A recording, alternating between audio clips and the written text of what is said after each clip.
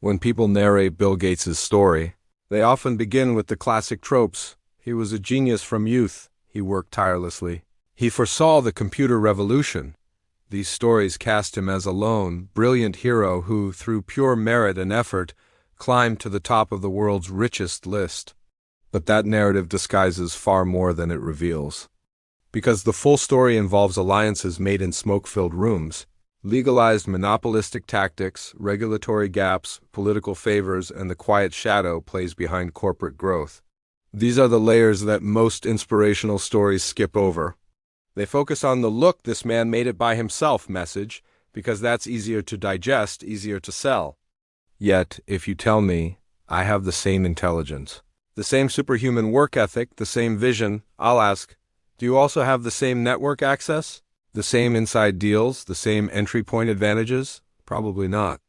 Because in the tech world and in business in general, the extra things around the edges often make more difference than the merit at the center. So yes, Bill Gates was brilliant. He was driven.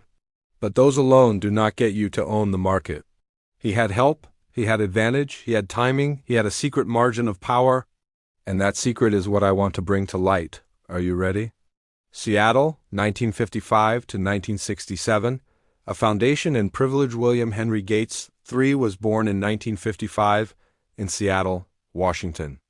His father, William H. Gates, was a prominent lawyer and civic leader. His mother, Mary Maxwell Gates, served on various boards and had substantial connections.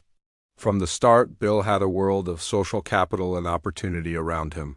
Not every kid born in 1955 has access to elite schooling, connections in legal and business circles, or parents who can open doors. That foundation matters. It doesn't diminish his drive, but it plants the path. Bill attended Seattle's private Lakeside School, an elite prep institution. This schooling gave him access to top teachers, supportive mentors, and, crucially, a peer group of high achievers. He met like-minded kids, Kent Evans, Paul Allen, a bit older, Rick Weiland. These were not random children of strangers. Many of them also came from families with means, who could afford such schools and nurture technical interests. At Lakeside, things were different from average public schools. The school administration had enough budget and connections to acquire computing resources. In 1967, Lakeside purchased a teletype Model 33AS-R terminal. Linked by phone lines to a General Electric mainframe system, this was not inexpensive or trivial in those days. But due to the school's network and donor base, they could do it.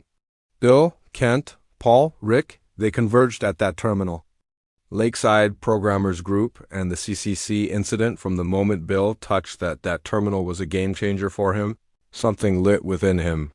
He stayed late, fumbled with commands, tinkered with the inputs, prodded at the system. He began learning Fortran, Lisp, machine code. The possibilities enthralled him. He and his friends formed an informal Lakeside Programmers cohort.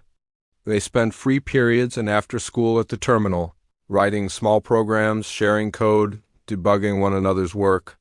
In the fall of 1968, word spread of a small local company, Computer Center Corporation, CCC, which rented computer terminal time to customers. For roughly $40 per hour, one could access a remote mainframe via a terminal. That was a steep price equivalent to a day's wages for many people. Bill and his friends, ambitious and eager, would sneak into CCC, use terminal lines, try to run small programs, test the system, but pay $40 per hour? No, they began probing for bugs, testing system vulnerabilities, trying to find loopholes or weak spots. Eventually, CC caught them. They were banned. But then something fascinating happened. CCC realized these talented kids already had intimate knowledge of system internals, and rather than fight them, CCC offered them a deal. If they found bugs in the system, CCC would give them free access to the computer terminals in exchange. In effect, CCC outsourced debugging to these kids. So Bill and his friends gained free computer time. In those hours, Bill soaked everything up: Fortran, Lisp, system architecture nuances. He pushed the boundaries. He coded, he broke, he fixed, he learned. Eventually, CCC folded. The model was not sustainable. But by then, Bill had absorbed critical experience. He and his friends looked for other outlets.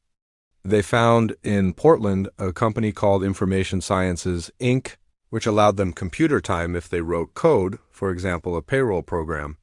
They agreed, and Bill got paid or at least credited by writing real business software.